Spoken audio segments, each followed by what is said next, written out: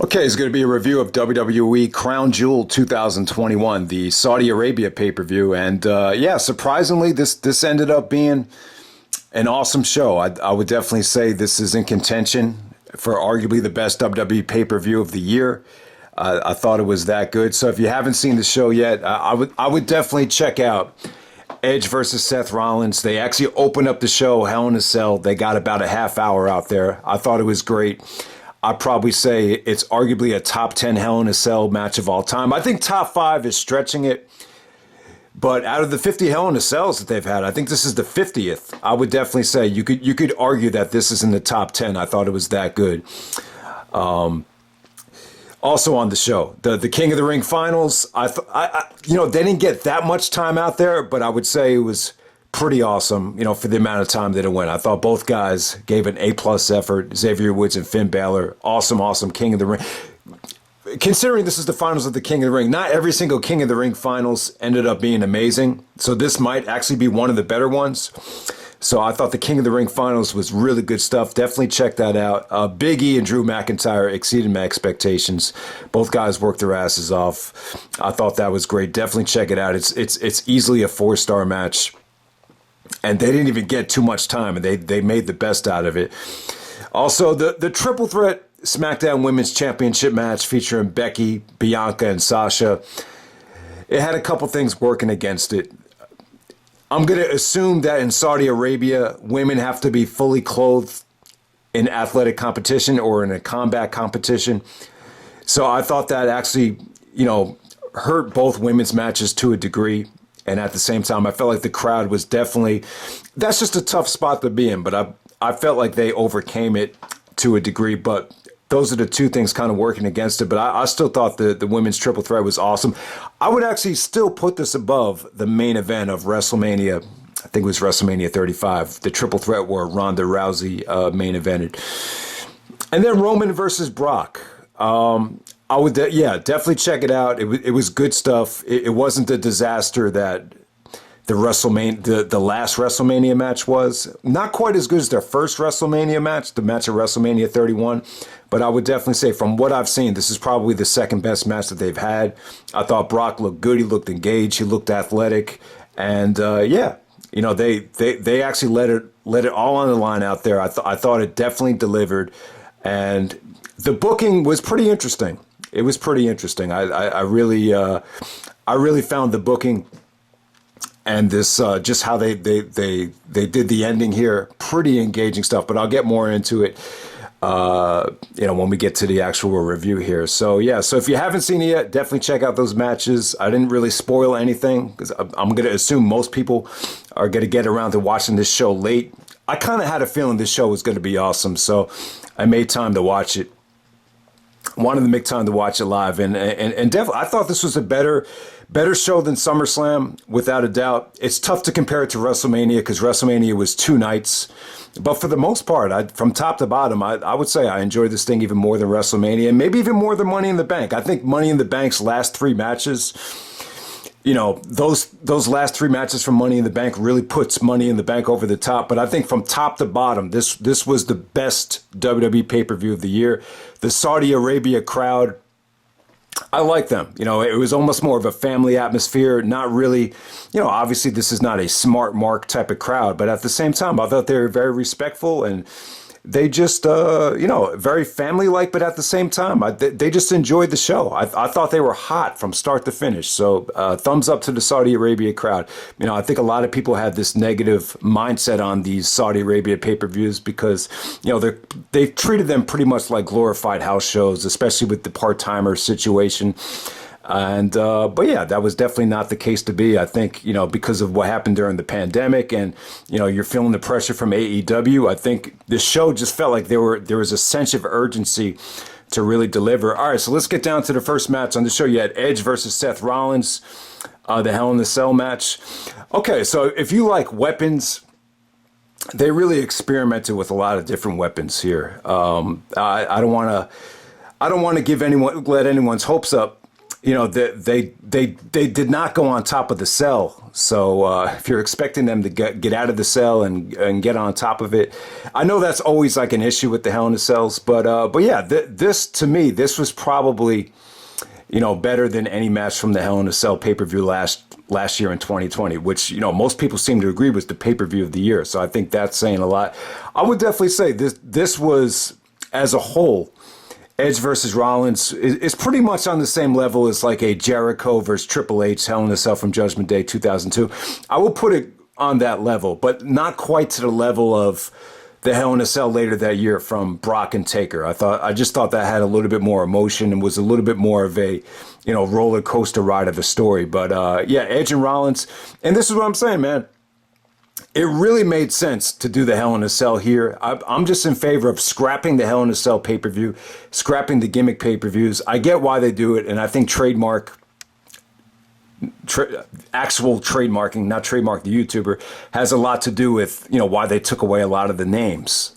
You got Extreme Rules, Hell in a Cell. It's not, I wouldn't say it's just because they want to sell the gimmick pay-per-views, but Hell in a Cell as a pay-per-view just does not work for me. I'm just in favor of doing it if the moment calls for it. It definitely called for with Edge and Rollins. These two guys just have a lot in common.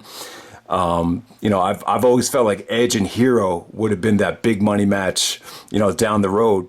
But it ended up being Edge and Rollins. It's true. They have a lot in common. The whole thing with the Money in the Bank, and they both look like Jesus Christ, and the list goes on and on. They just did so many things that they just have in common, especially with Seth, invading Edge's home. Edge did the same thing to John Cena's dad. So yeah, this storyline really called for a Hell in a Cell. The match was full of weapons, and in some ways they kind of paid homage to past Hell in a Cells.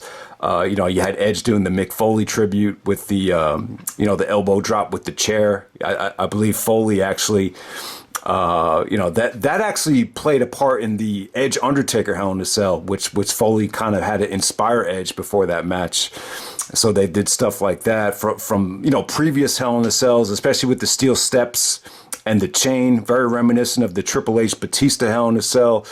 So yeah, just very emotional stuff. They just this was like a toy store or a candy store of like weaponry right here. So if you love this, the match is not for everybody. There's going to be people like Jim Cornette and even some of the traditional wrestling fans from the Ring of Honor days. This probably won't be your cup of tea, but in some ways I felt like they topped all their other matches, and this was probably the best thing in the trilogy just because of the emotion and just because of how grueling this was. It just featured a lot of really good, cool stuff. Rollins going for the Phoenix Splash. Edge catches him and throws him off the top turnbuckle into a table. So you definitely had like some must-see spots. Edge actually took a sunset flip off a ladder through the table. They kind of tried to use the ladder as a weapon, just like Edge did in the Eddie Guerrero no DQ match from SmackDown back in the day. I was surprised Edge took that bump, because I think initially Edge actually started having neck problems after that match and after that sunset flip from Eddie. But yeah, just a lot of creative stuff here, even from Rollins. He actually took a page out of Davey Richards' playbook from the old school ROH days. So Davey Richards and Kevin Owens, they had a match back in the day. I think it was at Never Say Die, where Davey actually wrapped the chain around his boot and started like giving Kawada kicks to Kevin Owens. And I'm assuming that Rollins actually remembers that match, and so he used it here, just trying to super kick the shit out of Edge with the chain wrapped around his boot. So I thought that was cool. The curb stomp. And, some of the near falls a little bit predictable. When Edge hit the spear and when Rollins hit the, I think it might have been the curb stomp, you could just see, you just kind of knew they were going to go with an over-the-top finish here. But what really fooled me, and I really felt like Rollins was going to win this thing, because I felt like WWE really wanted to, if they were going to give one guy a win, you want to keep the hot young guy under contract, Rollins, make sure he doesn't go to AEW. That was kind of in the back of my mind, but I was really surprised that they had Edge go over here. And Edge really fooled me too, because, Rollins was going for the kill. He was going to try to curb stomp Edge, on the steel chair. And Edge was giving Rollins this look like he was a wounded animal. Like, it almost reminded me of like the beast from the Sandlot when he got hurt. Like he just like you hated this animal the whole movie, and now all of a sudden you felt sympathy towards him. Not exactly the same situation, but you just kind of got that feeling from Edge that he was like a wounded animal and just had nothing left. And I was like, oh man, Edge is kind of going out, trying to in a sympathetic way right here, but at the last second, Edge had a beautiful counter and put the chain around his boot, started super kicking Rollins, and ultimately wins the match with a curb stomp on the chair. So yeah, really roller coaster ride of a Hell in a Cell match. I thought it was good stuff. I mean, like I said, I think there will be mixed feelings on it. I think a lot of people are going to feel like it went a little bit too long and there was a little bit of an overuse of weapons, but I definitely think the feud called for it. And yeah, just great stuff. I don't think a prisoner of the moment by saying this is easily a top 10 Hell in a Cell. I think top 5 might be stretching it, but we'll see what you guys think. Let me know what you thought of it. Maybe come back to the video and post in the comment section because yeah, I thought it was awesome. So obviously the match of the night. And yeah, it actually did have some competition, believe it or not, which really surprised me. All right, next up we had a really nice surprise. You have Mustafa Ali taking on Mansoor. So Mansoor is actually, this is the first time I believe you had two Muslim wrestlers just kind of going out there at the same time. And so, yeah, that definitely, Mansoor definitely had more of an Arabian fan base. So, the fans definitely got behind him. So he was really selling a neck injury and really catering to the fans quite nicely here. They got behind him. I thought he was good. I thought a lot of his moveset was really well executed. Some nice belly to bellies, some really nice counters from Mustafa Ali. I just thought this was really good stuff. Trying to remember the finish here. I think there was a, man, God, this was such a long show, but Mansoor actually goes over Mustafa Ali. I think it was a springboard neck breaker to win this thing. And then the post-match is pretty awesome, too. They had a mixed martial artist or a martial artist from the Olympics that actually won the silver medal, and he just threw a beautiful super kick right on Mustafa Ali's face, and it came off pretty good. He looked like Liu Kang from Mortal Kombat out there with that kick, so that was good stuff. Yeah, but my memory's pretty. Like, this was such a long show that my memory is a little bit faded with that Mustafa Ali match. But yeah, I thought both of those guys looked good, without a doubt. Good stuff between them from an athletic standpoint. Next up, we got RK Bro, Randy Orton, and Riddle defending the Raw Tag Team Championships against AJ Styles and Omos. This is probably the most disappointing thing of the night, just because of the length that it got. I would have loved to see these two teams get a pay-per-view quality matchup right here. Omos was doing a lot of trash talking out there. You saw him really kind of, it just seemed to me like they really made an effort to get more out of him from the personality standpoint. A lot of Mark Henry punchlines from Omos. The offense wasn't pretty, but every time he knocked Orton down, he was like, "That's what I do." I thought that was a Mark Henry catchphrase. But yeah, I mean, AJ looked good out there. Orton and Riddle were pretty over. The match was a lot of fun. If this was on Raw, you would have said, "Oh man, that was a really fun match for a Raw." Orton actually counters the phenomenal forearm into the RKO, which, I think that, Orton's been doing this RKO thing where out of nowhere for a long time with these springboards, and it always gets a great reaction. I do think it's a little bit played out because I feel like you could see it coming from miles and miles away to a degree. But this actually worked because AJ has really long hair right now. And, the one issue with doing that RKO is sometimes in slow motion, it looks like the guy's just sticking his neck out or sticking his face out, just waiting to get RKO'd. But AJ has all that hair covering him up. And so I thought the RKO actually came off pretty cool there. And then Riddle actually hits a corkscrew moonsault to get the victory. Yeah, a really fun match, but at the same time, you could argue that it felt more like a Raw match than a pay-per-view match, but still really good stuff, though. Next up, you had Zelina Vega taking on Dewdrop. This is a singles match to crown the Queen's Crown Tournament Finals. Yeah, I thought this was pretty average. Both women were wrestling with the shirts on. So yeah, I'm going to assume that's a Saudi Arabia law that the women have to be fully clothed. At first, I just thought it was, maybe Doudrop just wants to promote the merchandise or whatever. But, because Zelina was wearing it, I knew something was up. And pretty average stuff between both girls. I'm not crazy about either girl, but Zelina, I think it was Corey Graves. She was saying that, Zelina's got that hustler's mentality because she's tough from New York City. And that's one of the things, Jennifer Lopez was in that movie called Hustlers. And that's one of the things you notice. Like a lot of the Latina women that come from New York, they have that reputation of being a hustler. So I thought it was funny how Corey Graves actually brought that up right before she hit the finish. Beautiful sunset flip. I think she was calling God, what did they call it? They called a red eye bomb. Is that it? Some sort of red dragon power bomb, but it was more of a sunset flip. And for her to get a girl like Dewdrop that's carrying that much weight up, I thought it looked pretty impressive. But yeah, I mean, kind of a weak ending to the Queen's Crown tournament. Wasn't really crazy. This was probably the weakest thing on the show, to be honest with you. All right, so next up we got Bill Goldberg coming back to take on Bobby Lashley. This is a no-holds-barred Falls Count Anywhere match. And,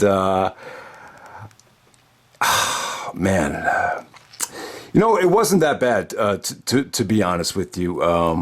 Goldberg showed a lot of emotion here, trying to get revenge for what Bobby Lashley did to his son at SummerSlam. Thank God the son wasn't involved here. But, yeah, Lashley really got the upper hand. He actually had secretly planted a chain wrapped around his fist to get the upper hand on Goldberg. But, Lashley made a mistake. Goldberg ended up spearing him, was about to go for the jackhammer. He actually did go for the jackhammer, but he didn't want to pin him. Goldberg wanted to make him suffer. So Goldberg is selling a leg injury throughout most of the match, and he's kind of limping around. So it was tough to really tell how, what kind of shape Goldberg was in. But for the most part, the match bored the shit out of me in the beginning. I just thought it dragged a little bit. There was just too much of Goldberg just, taking Lashley all around the ring. And it just, I don't know. I just couldn't wait for this thing to end. Goldberg picked up the steel steps, tried to throw the steel steps at Lashley. Lashley gets out of the way, starts retreating. All right, the best part in this match happened by the ramp. This would have been cool if it was more of a cinematic match, or maybe if it had taken place in a movie. I thought a lot of this stuff would have came off better if it was filmed for a movie. But the Hurt Business come out. Shelton Benjamin comes out there with Cedric Alexander. And, they start attacking Goldberg. Goldberg just kind of annihilates them like they're part of the Foot Clan from the Ninja Turtles. So I thought that part was cool. And then Lashley and Goldberg were just going at it with kendo sticks. That was actually pretty cool. The way the camera, great camera work throughout this whole show, but just the way they had a wide shot on both guys with the kendo sticks. And ultimately, Goldberg spears Lashley off the top of the ramp. Through a table. Pretty nasty looking, but Goldberg gets the pin right away because it's a Falls Count Anywhere match. So yeah, not bad stuff. I thought the ending was cool. The match as a whole is something that I would never go back to, but I think down the road they still want to cash in on Goldberg and Roman Reigns. Maybe that's why they brought Goldberg back for this show. But that's one of the reasons why I think a lot of people almost gave up on WWE is bringing in Goldberg for these foreign Saudi Arabia shows where you just know that a big part of the reason why is ticket sales and money. So, but yeah, the effort between Goldberg and Lashley, it wasn't bad. But the stuff during the actual match, it was. It was long, though. For a Goldberg match, 11 minutes and 25 seconds is a bit long, but the ending actually made it worthwhile. All right, so next up we have the King of the Ring finals. We got Xavier Woods taking on Finn Balor. Really good sprint between these guys. They didn't get too much time. I was actually hoping that this would main event the show. Obviously, you guys know I would have loved for King of the Ring to be brought back as a pay-per-view, but they had the matches on Raw and SmackDown, and now they have the finals at the pay-per-view. I thought the tournament was good. From what I've seen, tournament was great. I think Finn Balor was probably the MVP of the tournament, but even the stuff on Raw with the New Day came off pretty good from what I saw. But yeah, Xavier Woods, kind of the odd man out from the New Day. You got Big E as the WWE champion. You know, Kofi won the WWE championship a couple years ago. So the only one that really hasn't, got to the main event level yet has been Xavier Woods. And he got his moment here, and it was well deserved. I thought him and Finn Balor worked their asses off. It was fast paced. There was just some really, really good counters from Xavier Woods to the coup de grace into an Oklahoma roll. I thought that was a great counter. And it was just fast paced, crisp, athletic. Xavier Woods actually got some really nice springboard elbow drops off the top rope to put Finn Balor away. But great showing by Finn Balor, though. I thought he was the MVP of this tournament. I would probably say Finn Balor versus Sami Zayn was the best match on the tournament as well. Balor and Cesaro was actually worth checking out as well. So, yeah, he was great throughout this whole tournament. But this was a nice little ending between Xavier Woods and Balor. And, not all the King of the Ring tournament finals ended up being great. I mean, this was better than a lot of them.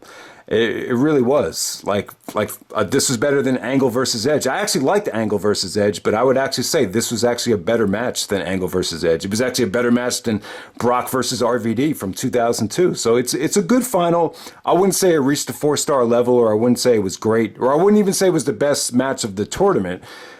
This tournament, but still great stuff, and glad to see Xavier Woods get his moment, because he's been putting in a lot of years. Like, I just reviewed Bound for Glory 2007, and I didn't even realize it's been 14 years since the guy's been at it, at least on the mainstream level. So congrats to Xavier Woods. Great day for the New Day.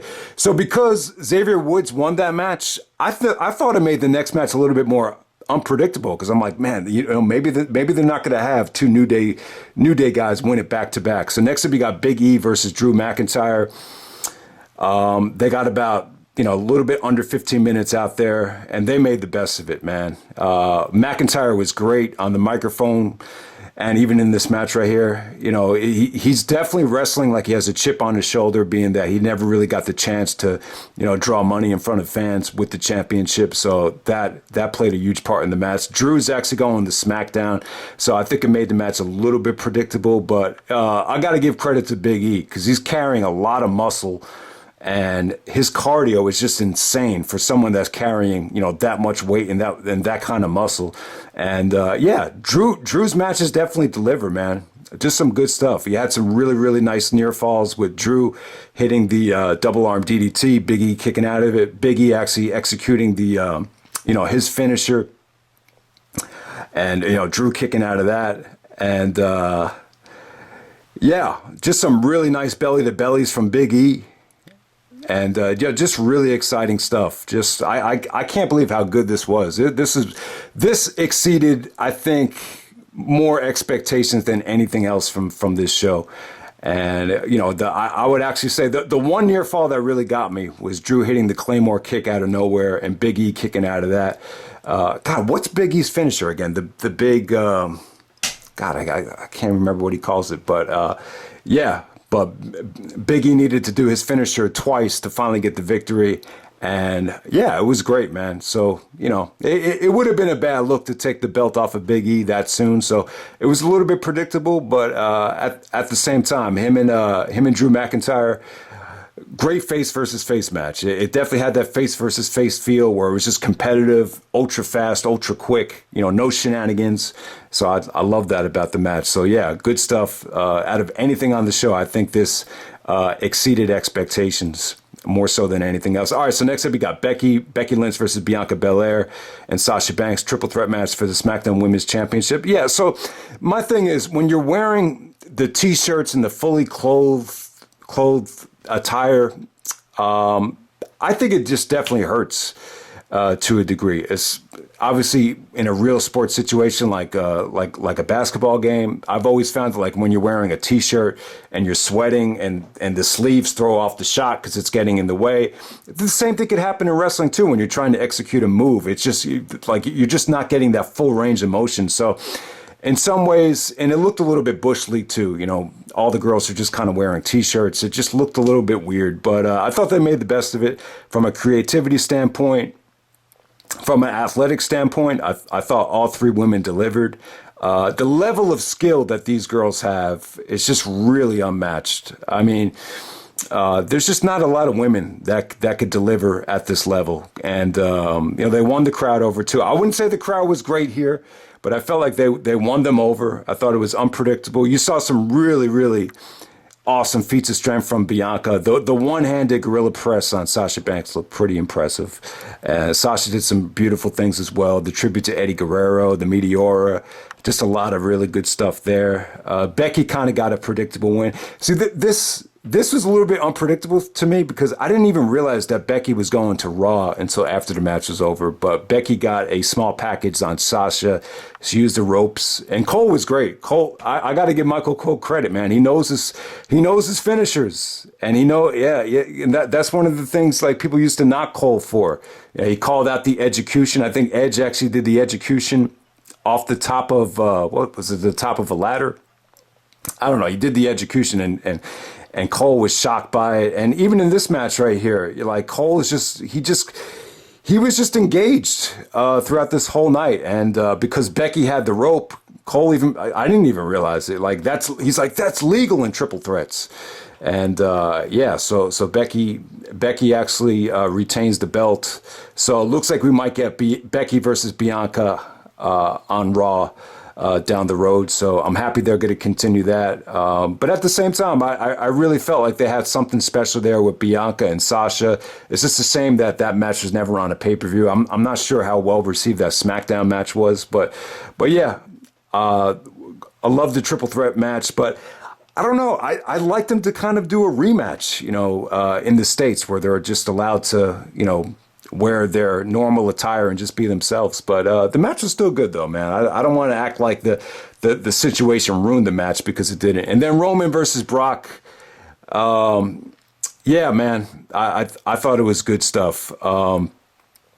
Yeah, so this Lesnar is he's really engaged. You could just tell, during the pandemic, he healed up, he got in better shape. I think not having that competitive outlet really made him appreciate, especially having someone like Roman Reigns, a rival that, you're basically competing to draw money against. I thought it brought the best out of him here.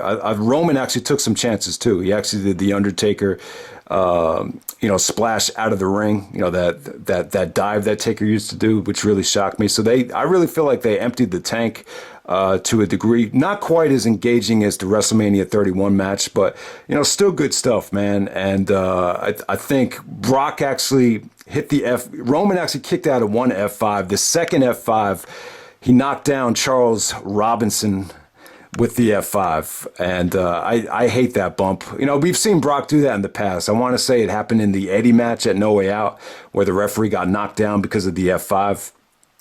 And then Brock was really upset, and he actually picked up Charles Robinson just to wake him up, and it still didn't wake him up. And then, but yeah, I like the booking here. So Heyman actually throws the belt into the ring, and if I'm gonna pick one guy, it really looked like he threw it to Brock. But the way they booked it, he put it in the middle, and Heyman says, "You know what you got to do?" Throws the belt into the ring, and both Brock and Roman see it. They give Paul a look, and then they start doing the tug of war, like Bret Hart and Hulk Hogan did at SummerSlam '93, which never officially aired. But yeah, the tug of war was cool. So Lesnar wins the tug of war, but the Usos come out and double super kick Brock, and then Roman does the spear, and then a new referee comes out and counts the pinfall. So pretty creative booking. I didn't think it was bad. I like the whole tug of war thing. But the way Heyman was reacting, it's almost like the belt was intended for Brock to use. So we'll see what happens. This kind of leads you to believe that the feud is going to continue. But I just think the Roman and Brock, they've done a lot. They've main evented a couple WrestleManias. They've main evented SummerSlams. They main evented the Saudi Arabia mega pay-per-view now. I just think it's time to move on. It really looks like they're going to go with Brock versus Edge, probably in a non-championship match. But the way this ended, man, I just think this Paul Heyman wildcard situation, the story's probably not done yet, so it should be interesting to see how it unfolds. But yeah, man, awesome pay-per-view, man. I'm just going to call it like I see it. I really enjoyed the show. It wasn't the house show snooze fest that a lot of the other Saudi Arabia shows were. So if you get the chance to watch it, I hope everyone enjoys it. And I'm out. All right.